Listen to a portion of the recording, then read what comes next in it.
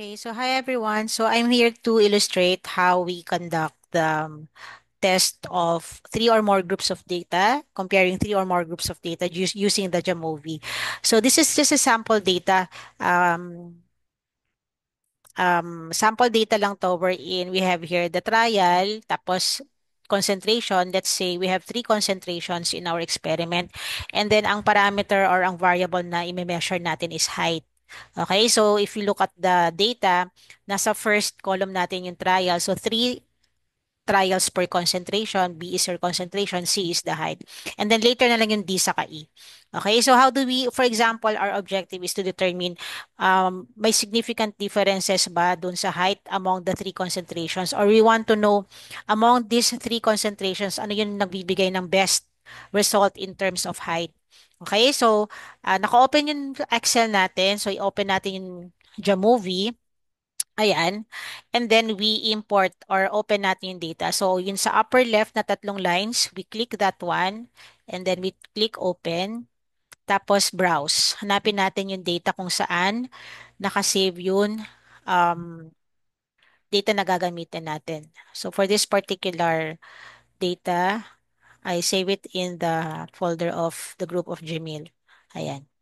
Okay, so una ang gagawin natin, ang first step natin palagi is to test the normality. Kasi check natin kung normally distributed ba yung data to warrant the use of parametric methods ANOVA. Kung hindi naman, we use its non-parametric counterpart na Kruskal-Wallis. Okay, so we click ANOVA, tapos one way. Okay, so we're measuring the height, pasok natin siya sa dependent variable, and then grouping variable natin is the concentration since we have three concentrations. Okay. So, kung titingnan natin, click natin muna yung normality kasi initially, hindi natin alam kung tama ba yung paggamit natin ng ANOVA. So, makikita nyo dito, ang Shapiro natin is 0.6687. So, normally distributed ang data. So, you may want also to click here the descriptive table. Ayan. So, makikita ninyo na ang p-value ng ANOVA is 0.0031. So, ibig sabihin, normally distributed ang data natin. So, may differences yung height among the three um, concentration. So, gusto nating malaman, specifically, alin ba ditong sa dalawang pair ang may significant difference? Is it between A and B and C, or A and C? So, pag ganyan, ikiklik lang natin post hoc sa baba. Okay? So, may dalawang choices dito, to case or Games Howell. Ang to case is for equal variances, games is for unequal. So, how do we know that? We click here yung sa assumptions, yung homogeneity test.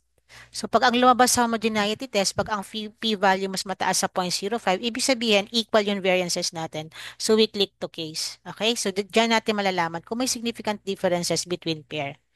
Okay. So kung hindi naman natin na-satisfy yung normality, all you have to do is just apply the Kruskal-Wallis. That's the non-parametric counterpart of one-way ANOVA. So pupunta lang ka, i-click nyo lang to, and then andi dito siya sa baba.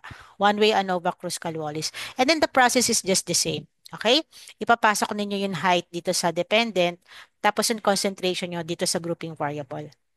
Okay. So, ang next na objective natin is to determine kung yung pinaka-the best dun sa tatlong concentrations, is it significantly different with the one which is commercially used.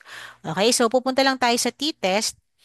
Okay. Assuming lang guys na dito sa data natin, ang pinaka-the best is yung C. Okay. Yung um, concentration under the setup C. So makikita niyo dito sa data, pakita ko dito sa Excel file, ito na yung data ng letter D saka E. D saka E na column.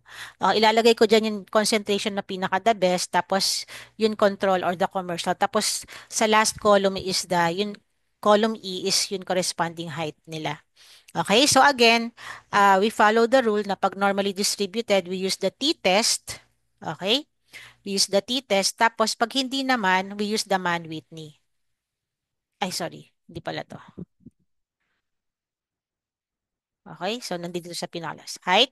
Tapos, ang grouping variable, yung difference. This time, we're just comparing the two. Yung commercial, saka yung concentration na C. Okay. So, kung ang lumabas dito since kanina na-check na rin natin na normally distributed siya, so tama, nagagamit tayo ng t-test. Okay? Pero pag hindi siya normally distributed, all you have to do is just uncheck this one, yung nasa left side, uncheck nyo to, and then ang i-check natin yung man-Whitney. Okay? So, ganun lang kadali. Tapos, click nyo na rin tong descriptives para makita natin yung value nung control tapos nung concentration C. Okay?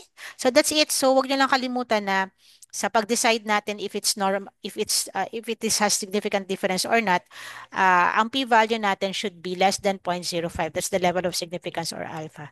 So pag greater than 0.05, ibig sabihin there's no significant difference. Okay, so good luck guys.